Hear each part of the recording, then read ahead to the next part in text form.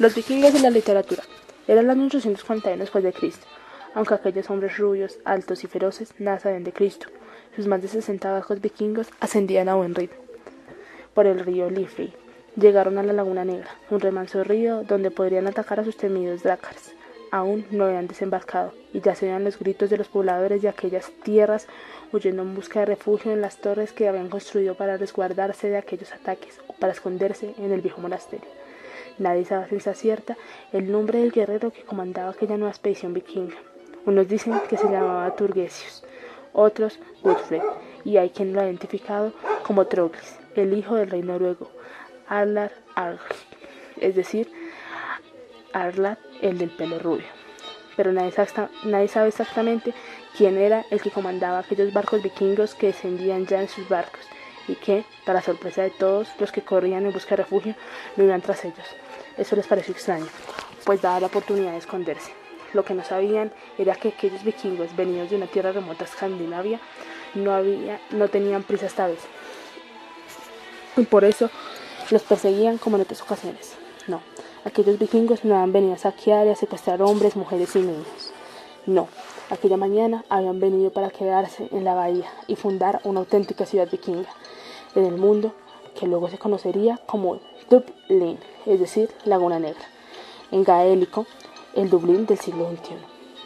Cuando uno piensa en la relación entre los vikingos y la literatura, lo primero que se le viene a la mente son esas largas e intensas sagas nórdicas que en el caso de la literatura inglesa, a través del poema Beowulf, el equivalente al Universal del español, marcan el arranque de la literatura anglosajona.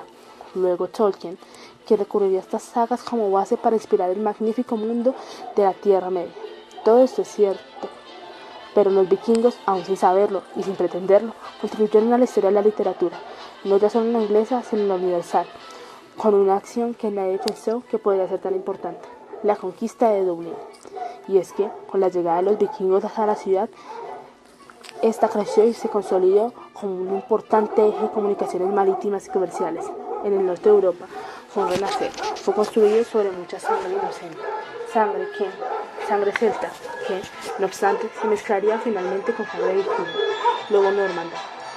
No sé si será esta mezcla de imaginación celta con la pasión por las largas sagas vikingas lo que produjo el milagro, o si bien fue el clima eternamente lluvioso y melancólico. Pero Dublín, no se sepa demasiado, es una de las ciudades que más han aportado a la literatura. De hecho, es la ciudad de la literatura por la UNESCO. ¿Y eso por qué? Porque muchas ciudades han dado a la literatura tantos maestros. Si no, juzguen ustedes mismos. Con Herbert Spencer, importantísimos dramaturgos del siglo XVIII y del siglo XIX, eran de Dublín, como lo era también el autor del mucho más conocido Los viajes de Gulliver, Jonathan Swift, un ejemplo de sátira social demoledora. Y también nació en Dublín el eterno e inigualable Oscar Wilde, cuyos rompedores de epigramas como Puedo resistirlo, todo menos la tentación, o En los exámenes estúpidos preguntan cosas que los sabios no pueden responder, nos resumen bien la filosofía del pueblo irlandés. Como se imaginarán, este segundo epigrama es muy popular entre estudiantes universitarios, incluidos los míos. Pero hay mucho más en Dublín. ¿Recuerdan el musical My Fair Lady con Andrew Hepburn y Rex Harrison? Está basado en la obra Pigmont de Shaw, otro dublinés que obtuvo el premio Nobel en 1925 y el Oscar por mejor guion adaptado en 1938.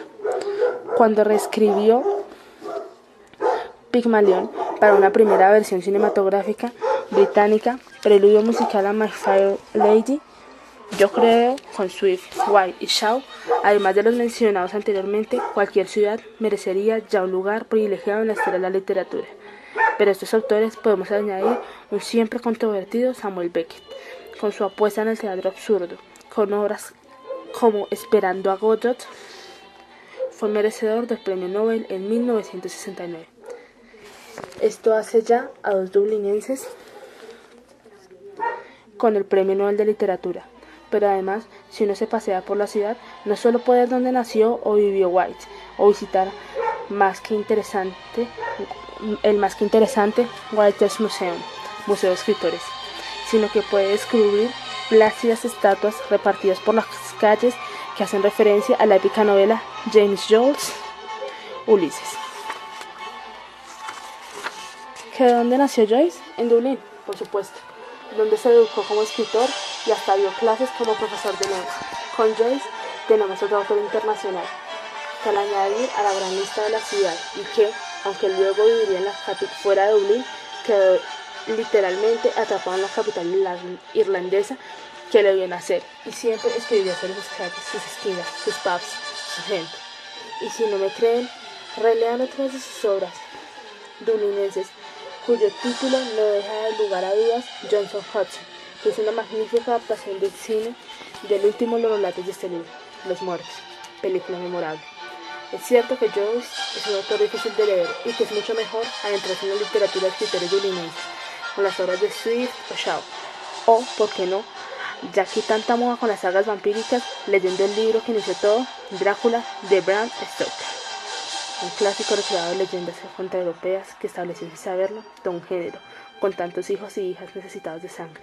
Ya se imaginarán dónde nació Bram Stoker. Sí, en efecto, en Dublín. De hecho, una novia de Wilde fue luego novia de Bram Stoker. Pero por si el listado no les parece suficientemente sorprendente, tenemos otro premio Nobel. William Barrett Yeats, el gran poeta de leyendas irlandesas, quien nacido también en Dublín, recibiría el máximo galardón a la Academia Sueca en 1923. Muy recientemente, en el 2012, el grupo de Waterboys ha sacado un disco poniendo la música de sus varios poemas más populares. Personalmente me encanta el final de La balada de Agnes, el errante, personaje de la mitología gaélica que busca sin descanso a su amado. Y aunque he envejecido caminando y por profundos valles y tierras montañosas, encontraré donde ha ido ella, y besaré sus labios y tocaré sus manos, y caminaré por la hierba moteada, y cogeré hasta que el tiempo y los tiempos terminen, las plateadas manzanas de la luna, las doradas manzanas del sol. Pero la lista de escritores dublinenses y populares no solo es algo del pasado. Maeve Binchy, autora de bestsellers emotivos sobre el día a día de la gente corriente, lleva más de 40 millones de ejemplares vendidos. Y es que los libros forman parte integral de la vida irlandesa, ya sea porque el clima invita a recogerse temprano en casa y, al lado, un amigable fuego o un sistema de calefacción, pasar horas infinitas leyendo, o porque el interés de las buenas historias van los genes descendientes de aquellos vikingos que gustaban de sagas interminables. En Dublín puedes encontrar librerías modernas, antiguas, mercadillos de libros usados o bibliotecas absolutamente espectaculares. De hecho, cuando Hollywood buscaba inspirarse para recrear la impactante biblioteca del mítico castillo de Hogwarts de la serie Harry Potter, encontraron una iluminación en la fastuosa biblioteca de Trinity College en Dublín. Nada más entrar a ella, el visitante tiene la sensación de estar en la catedral de las bibliotecas, y de que, en cualquier momento, el adolescente Harry o el malvado Voldemort pudieran sorprenderle emergiendo de cualquier pasillo. Visiten Dublín si pueden, y si no, viajen literalmente a ella por cualquiera de sus muchos caminos. Disfrutarán. Como no podía ser de otra forma, otra escritora dublinense, Annie Ehrlich, nos explica muy bien ese matrimonio indisoluble. Estamos en Irlanda, entre la literatura y Dublín. En otras ciudades, la gente inteligente sale a hacer dinero. En Dublín, la gente inteligente se queda en casa y escribe libros.